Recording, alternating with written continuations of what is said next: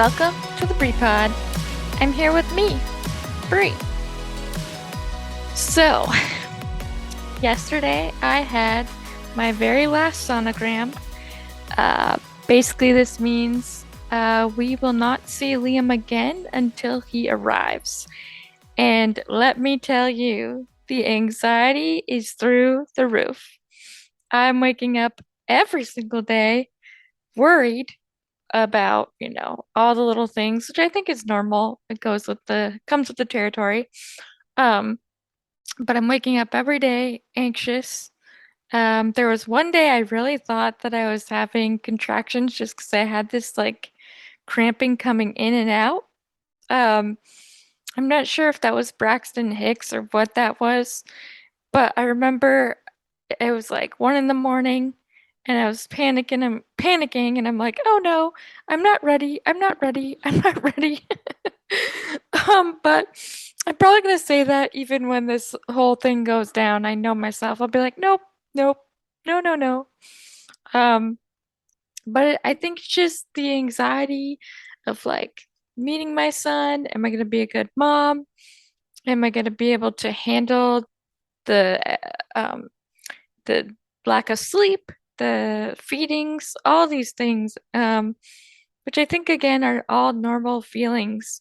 And I always hear we get the advice from people like, wait until this happens, wait until that happens. And I'm like, man, I can't even get to the birth without freaking out. I don't know if I can wait until this or that happens, which I know it comes from love, but I kind of wish y'all would give more like, I don't know, like I do like the reality and I think it's good to have truth and the ups and downs of parenthood.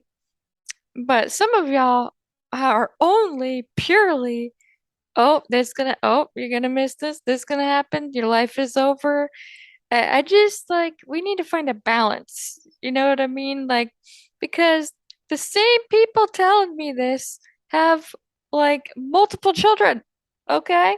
So tell me how you guys went and had more if you're gonna warn me of scary shit. Hmm?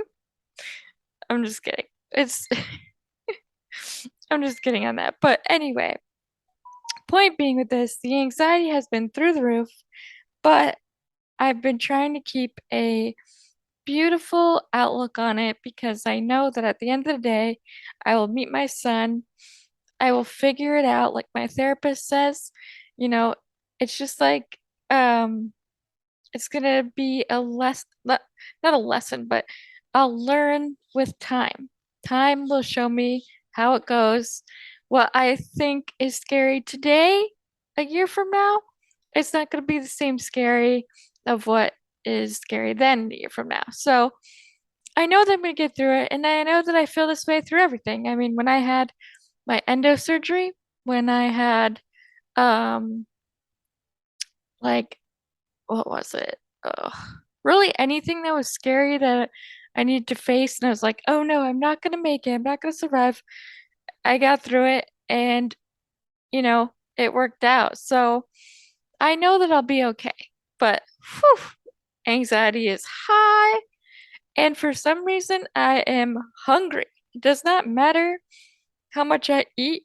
This dude wants me to eat. He is like, I wake up in the morning and I'm like, oh my gosh, I'm hungry. Like the first thought, I need to eat. Um, so he's got me very hungry, but I'm kind of happy that I'd rather feel hungry than nauseous. So there's that. But the main thing is that I'm excited, scared, but excited.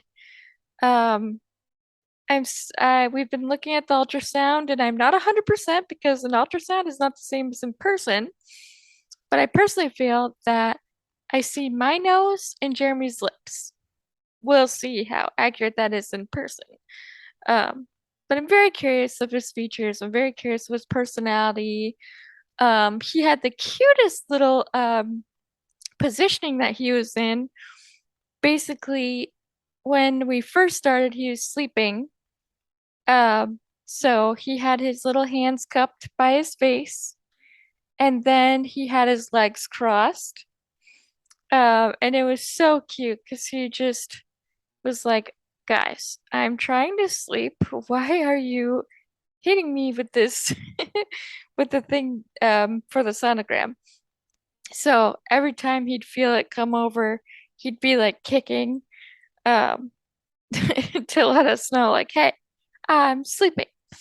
So that was really cute. And our the woman that did the sonogram was so sweet, and very like helpful in helping us understand, what we're looking at and how he's doing. And of course, she had such sweet things to say about him, which I really love when they are vocal and able to just kind of make you feel comfortable in in that because we're this is our first time being parents, so it's exciting.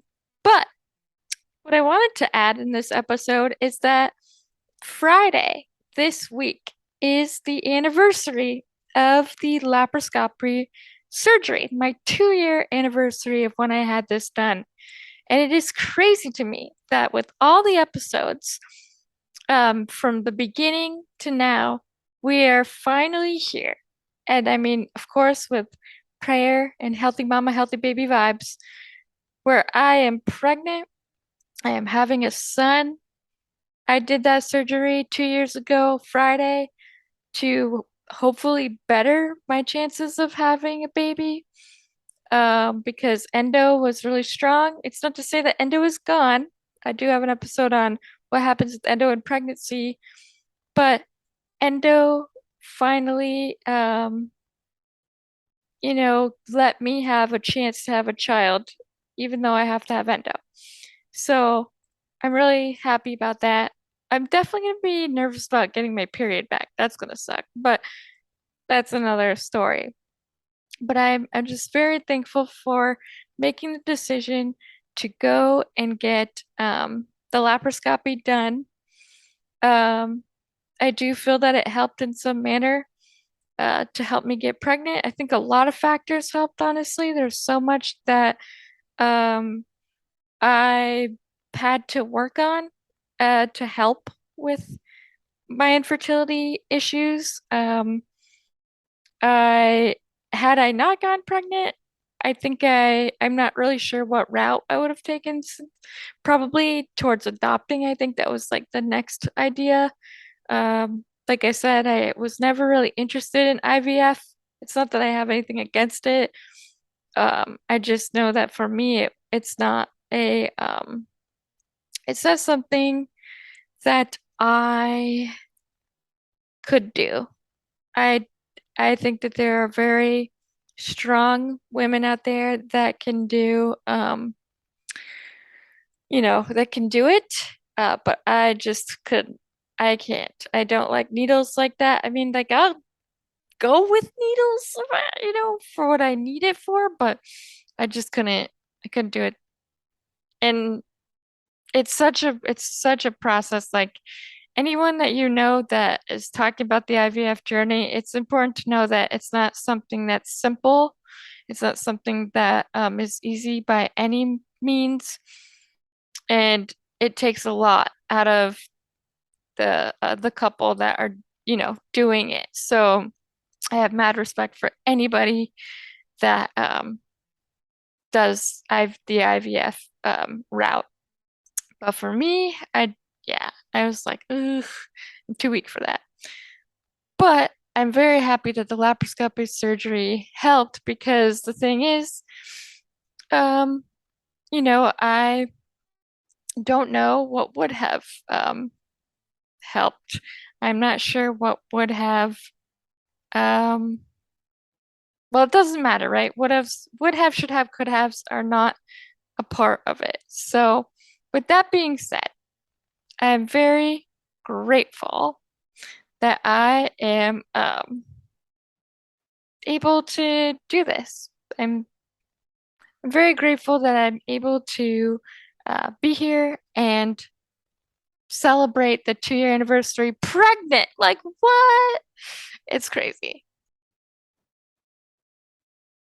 So with that being said, it's just crazy to think that we're here. And for a reminder for anybody that may not know this, back 2 years ago on August 13th, I had to schedule a laparoscopy to help first off determine what exactly I had. I knew I had very bad periods. I knew they were painful. I knew that what was happening every month was not normal. I was always taking ibuprofen on on basically the hour that I could.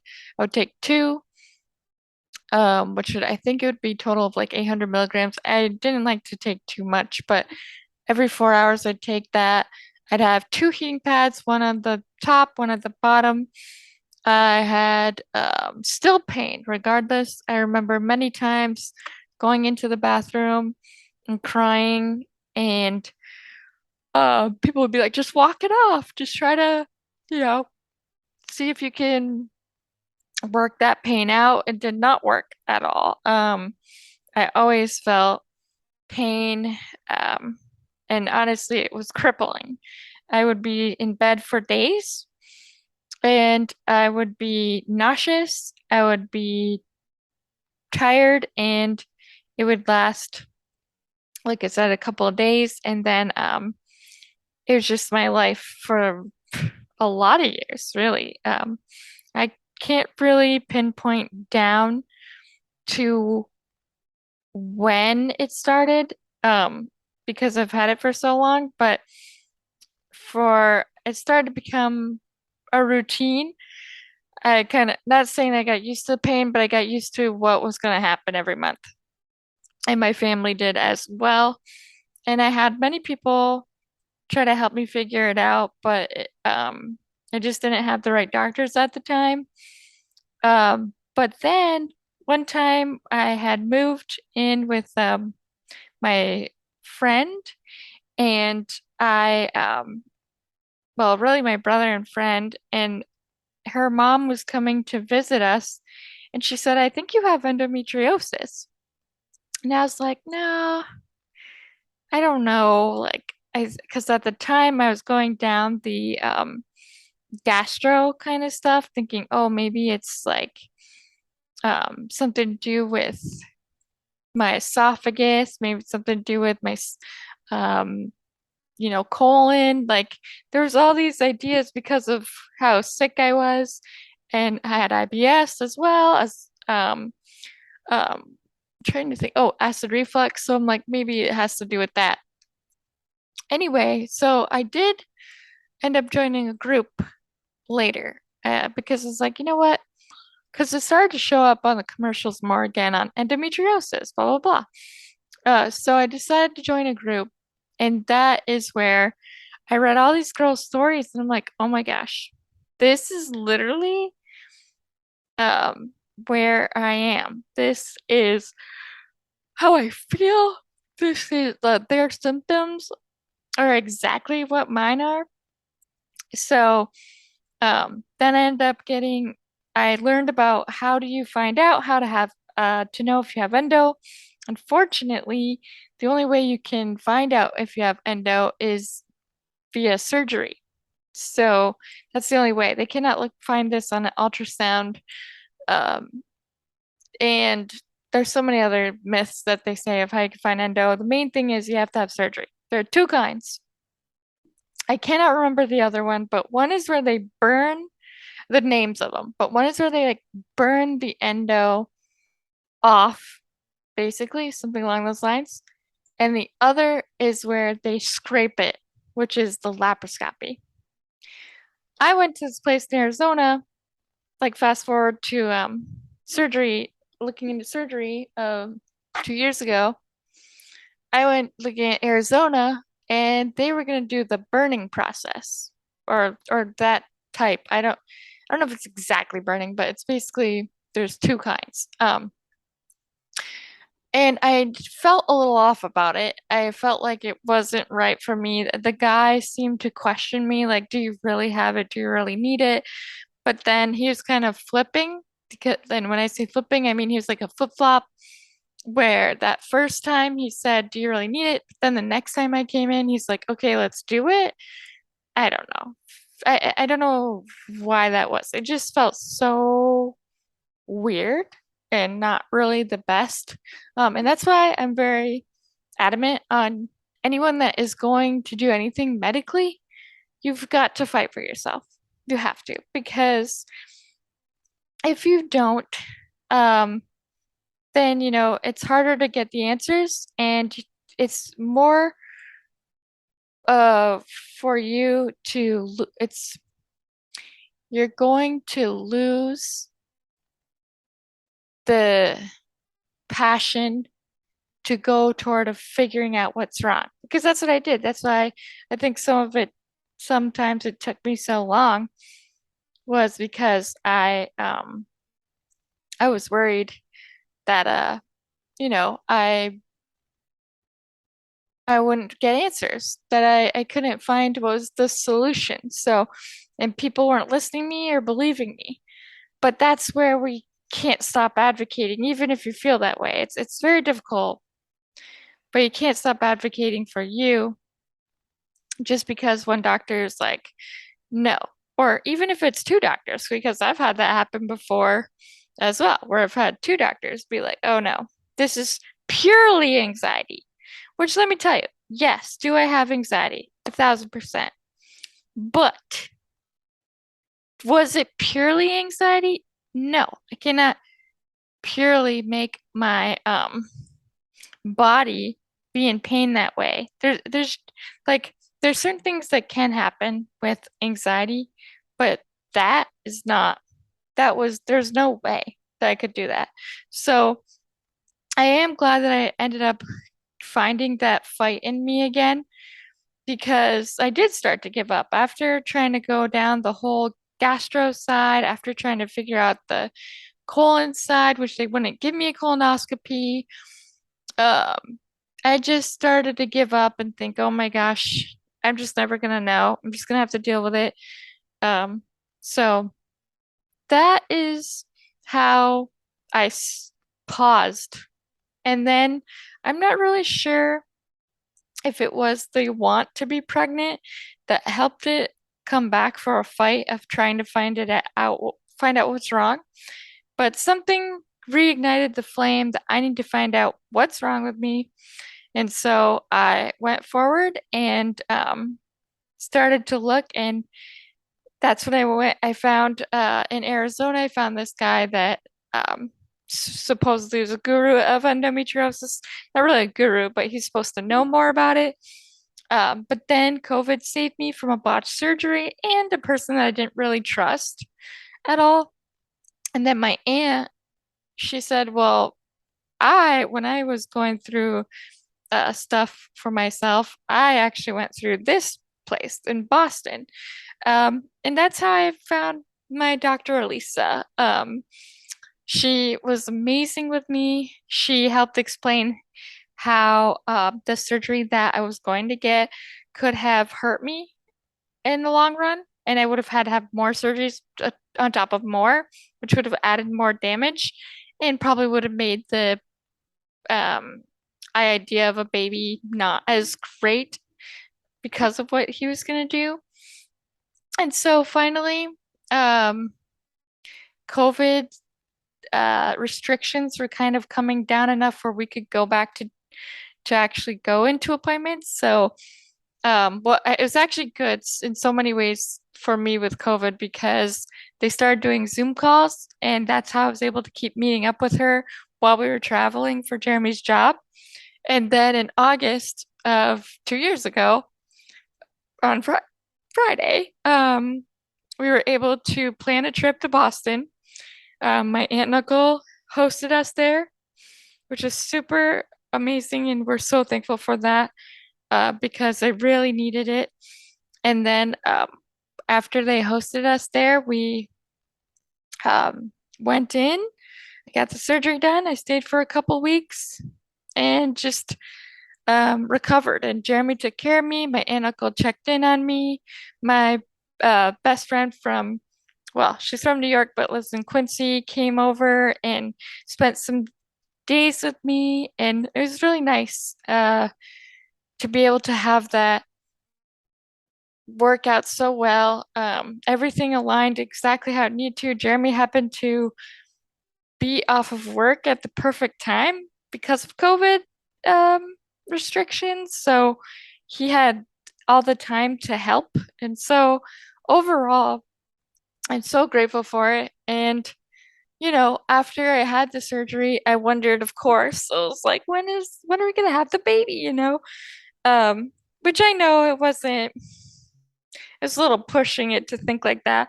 But I was just excited because I'm like, maybe this is a step forward where I can have a baby. Then we hit the year um anniversary and there was no baby yet. So it's like, oh no, does this mean that the surgery didn't work? Was it worth it? Because the same symptoms that I had were repeating. Like for the first couple of days after surgery, I'd say the first couple of weeks, it felt like I didn't have pain at all for endo, and then it came back like a biatch later. So I started to think, oh, did this surgery even work?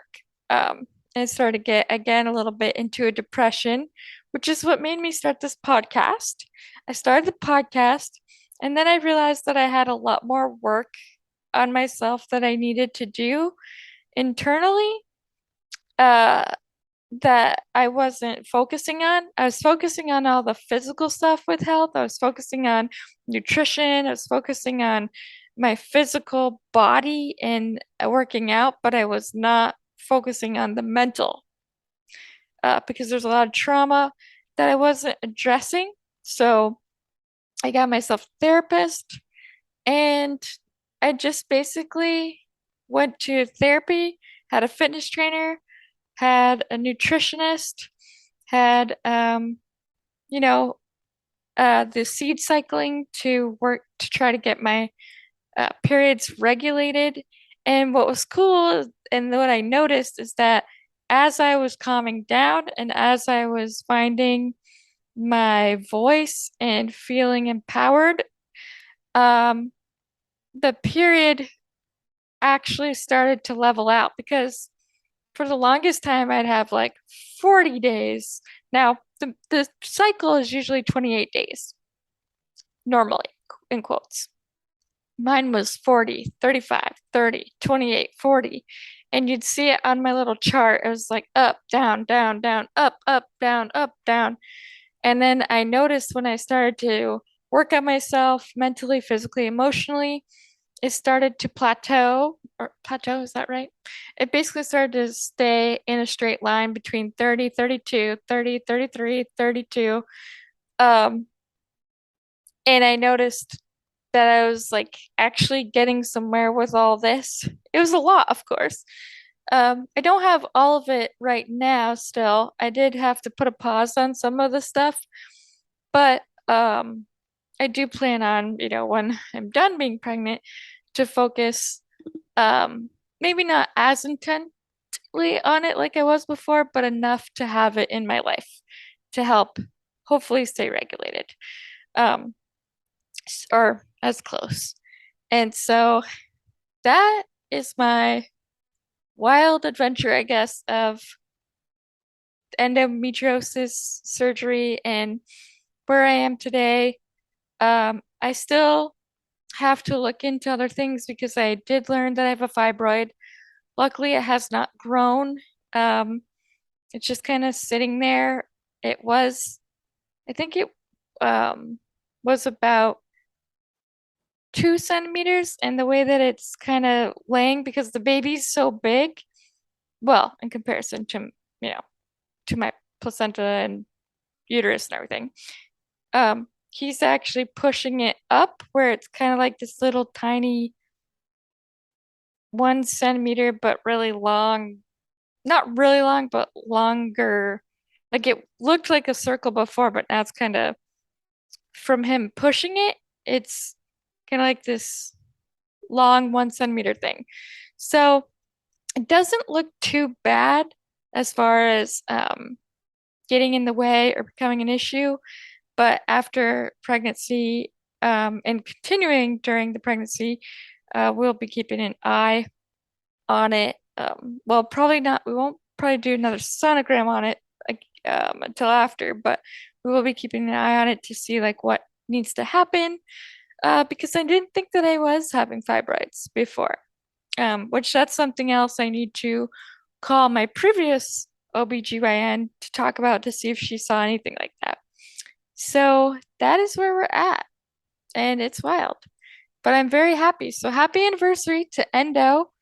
So happy to have baby Liam coming. Scary, but anxious and awaiting. That's where I'm at.